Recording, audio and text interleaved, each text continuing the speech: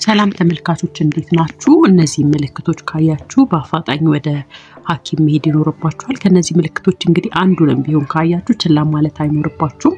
አንደኛው ያልተለመደና ድንገተኛ ክብደት መቀነስ ነው። ምንም የአመጋገብ ስርዓት ለውጥ ሳታደርጉ ወይንም ስፖርት ሳትጀምሩ በድንገት ክብደት የሚቀንስ ከሆነ የታይሮይድ ችግር ወይንም የስኳር በሽታ ህመም ሊሆን ስለሚችል መታየት ያስፈልጋል።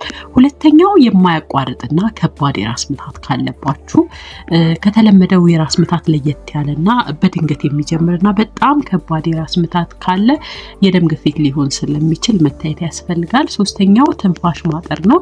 ትንሽ ደረጃ ስትወጡ ወይንም ቀላል ስራ ራሱ ሰርታችሁ በጣም ትንፋሽ የሚያጥራችሁ ከሆነ የልብ ህመም ወይንም የሳንባ ችግር ሊሆን ስለሚችል መታየት ያስፈልጋል።